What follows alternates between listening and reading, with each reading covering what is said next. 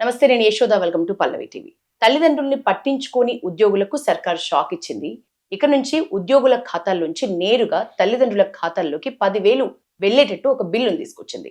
మరి ఈ పేరెంట్స్ భరోసా బిల్లు, దీని మీద ఉద్యోగులు ఏమనుకుంటున్నారు మాట్లాడదాం.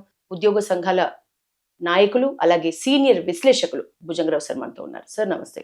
నమస్తే అమ్మా. సార్, తల్లిదండ్రుల భరోసా బిల్, ఈ బిల్లు నిజానికి అవసరమా? మన రాష్ట్రంలో ఎంతవరకు అవసరం? విచిత్రంగా ఉందమ్మా. పిఆర్ చేయకుండా, ఉమ్, 5 డిఏలు ఇవ్వకుండా, పిఆర్ చేయకుండా, రిటైర్డ్ చచ్చిపోతున్నా పట్టించుకోకుండా, ఉమ్, రోగాలు వచ్చినా కూడా చచ్చిపోతున్నా కూడా స్పందించకుండా, కోసుక తిన్న రూపాయలు వండుక తిన్న రూపాయలు మొండి మాటలు మాట్లాడకుండా, ఒక ప్రభుత్వ ముఖ్యమంత్రి అంటే మా అందరికి కూడా ఒక పెద్ద అన్నయ్యలాగా, ఒక కన్నతండ్రిలాగా కడుపులో పెట్టుకొని కాపాడుకోవాల్సిన ముఖ్యమంత్రి మమ్మల్ని అందరినీ గాలి కొదిలేసి సంరక్షించినవాడు. ఉమ్, మీ తల్లిదండ్రులు సంరక్షించండి, ఉమ్, సంరక్షించకపోతే మీకు వచ్చేటువంటి జీతపత్యాల్లో 15% కోత పెడతా, ఆ డబ్బులు కూడా మీరు ఇవ్వాలని ఏం లేదు, ఉమ్, ఆటోమేటిక్గా కట్ అవుతాయి, ఉమ్, వాళ్ళకి చేరిపోతాయి అని అంటున్నాడు. ఉమ్, ఇట్లా మళ్ళీ చలాన్ల గురించి కూడా వచ్చింది. ఉమ్, ఆటోమేటిక్గా కట్ అవుతుంది, చేరిపోతాయి అని అంటే ఎంత పెద్ద నిరసన వచ్చిందో. అవును. రేవంత్ రెడ్డి గారికి ఉన్న గొప్ప దుర్గుణం ఏంటంటే లేనిపోని దాంట్లో ఏలు పెట్టుడు, వాసన చూసుడు, ఉమ్, విమర్శ వచ్చిన తర్వాత మళ్ళీ పక్కకు పోడు. ఉమ్, ఎందుకు ఇట్లాంటి పనులు చేస్తాడు అనే విచిత్రమైనటువంటి మెంటాలిటీ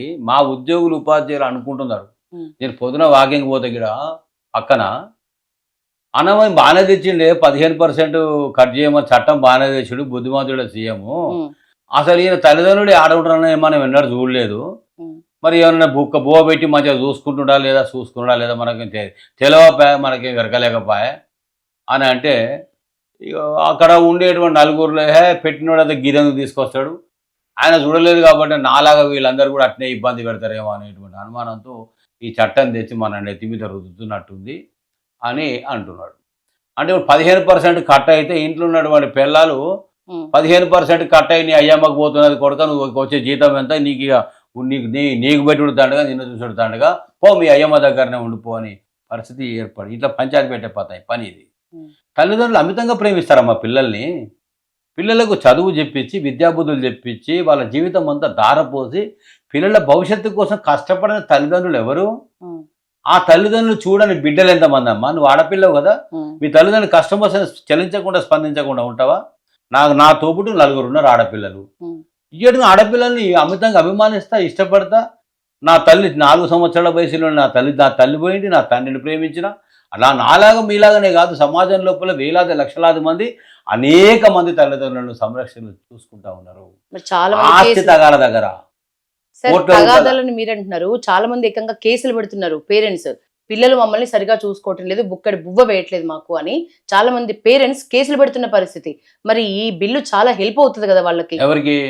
ఎవరైతే ఇప్పుడు పిల్లల చేతిలో తీవ్ర దారుణంగా అసలు ఒక బువ్వెడు కూడా కనీ పెంచి, ఇందాక మీరు అన్నట్లు విద్యాబుద్ధులు చెప్పించి మంచి మంచి జాబ్స్ లో సెటిల్ చేసిన తర్వాత కూడా తల్లిదండ్రుల్ని పట్టించుకోని పిల్లలు చాలా మంది ఉన్నారు. దానికి ఉదాహరణగానే ఎన్నో కేసులు కూడా నమోదవుతున్న పరిస్థితి. వృద్ధ తల్లిదండ్రులు పిల్లలను మనం పట్టించుకోవట్లేదు, మేము రోడ్డున పడ్డామని కేసులు పెడుతున్న పరిస్థితి.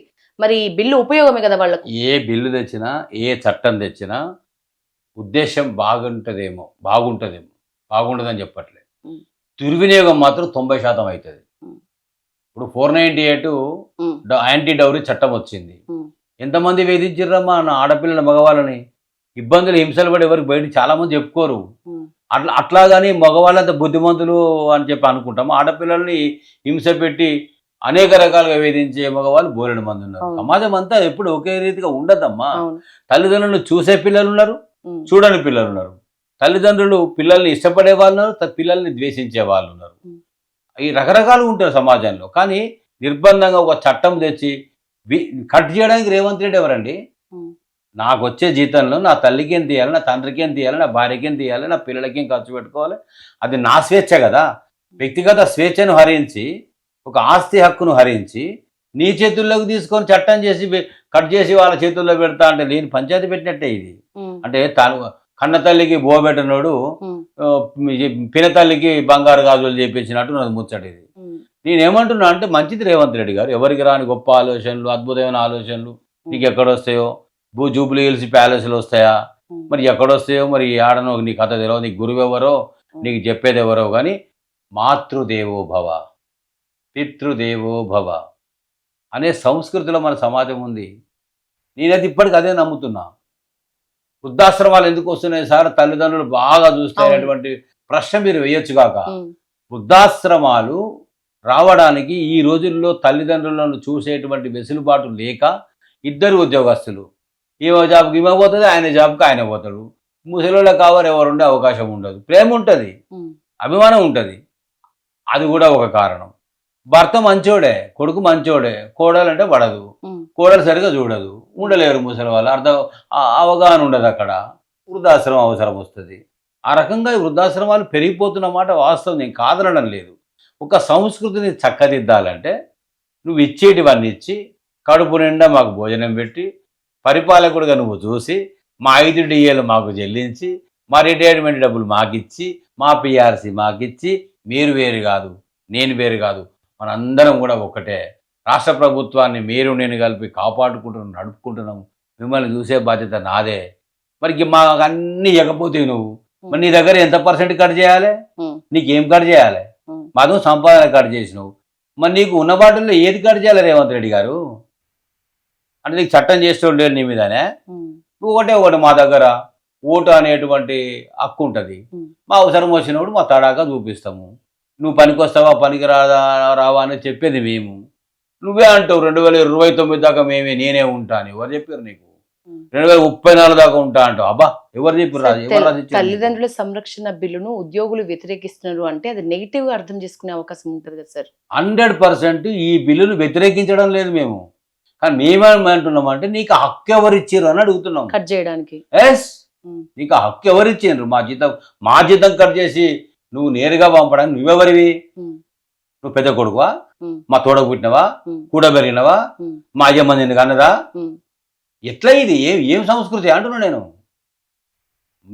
మీరు చెయ్యండి, చట్టం చేయండి, నిర్బంధంగా మీరు అమలు చేయకపోతే మీ ట్రాన్స్ఫర్ చెయ్యా, మీ ప్రమోషన్ ఆపేస్తా, మీ ఇంక్రిమెంట్ ఆపేస్తా. అనేక రకాలైనటువంటి మార్గాలు ఉన్నాయి ప్రభుత్వానికి. నేరుగా జీతం కట్ చేసి చేతిలో పెట్టడం కాదు, చాలా రకాలుగా మార్గాలు ఉన్నాయి. Why don't you adopt all those policies? అవన్నీ అమలు కానప్పుడు కదా ఇది అల్టిమేట్ యాక్షన్. ఇది అల్టిమేట్ యాక్షన్ అనేది ఎప్పుడు ఉండదు. సామధాన భేద దండోపాయాలు ఉంటాయి. నువ్వు మొదలని కట్ చేసి చేతిలో పెడతా అంటే మాకు మీ అన్ని 420 హామీలు చెప్పినావు, 6 గ్యారంటీలు చెప్పినావు, 2000 పెన్షన్ అబ్బకు తాతకి 4000 చేస్తా అన్నావు, ప్రతి మహిళకి 2500 ఇస్తా అన్నావు, ఫ్రీ బస్సు పెట్టి ఆడవాళ్ళని కాపురం చేయనియట్లే, భర్త ఒక మాట అనగానే బస్సు ఎక్కుతుంది అవగారెడ్డి వీక్తుంది, 10-15 రోజుల దాకా ఆమె రావడమే లేదు. బస్సులో నేను మన బస్సు ఎక్కి వచ్చిన ఆడవాళ్ళే అనుకుంటున్నారు, రకరకాలుగా మాట్లాడుకుంటున్నారు. అవసరం ఉన్న కాడికి అవసరం లేని కాడికి మనం అందరం పోతున్నాం, ఫ్రీ బస్ ఉంది కాబట్టి అనుకుంటున్నారు. భర్త దగ్గర 30 రూపాయల టికెట్ 60 రూపాయలు అయింది, భార్యకు ఫ్రీ. ఇద్దరు 2000 లెక్క చేసుకుంటే ఇద్దరి దగ్గర తీసుకుని అర్థమవుతుంది వాళ్ళకు. అంటే ఈ రకంగా అన్ని నువ్వు ఎగ్గొట్టిన వాళ్ళు జనం అంతా అనుకుంటున్నారు, అబ్బో ముఖ్యమంత్రి గారు తల్లిదండ్రుల దీవెన ముసలోళ్ళ దీవెన మంచిగానే ఉండాలని చెప్పి చట్టం తెచ్చిండు, బోబెట్టమంటుండు. మరి పెద్ద కొడుకు అనుకొని మనం ఓటేస్తాం కదా, 4000 పెన్షన్ మనకి ఇవ్వకపాయే, 2500 పెన్షన్ ఇవ్వకపాయే, మరి మనకి ఏ చేసి రైతు బంధు సగం ఎగ్గొట్టబట్టే, రుణమాఫీ కాకపాయే, మద్దతు ధర సన్న ఓట్లకే ఇచ్చే, మరి ఎన్ని రకాల తులం బంగారం దిక్కే లేకపాయే, మరి అన్నీ ఇస్తానని కదా పెద్ద కొడుకు లాంటి కేసీఆర్ను వదిలేసి రేవంత్ రెడ్డి మాయమటలు నమ్మి ఓట్లేస్తాం కదా.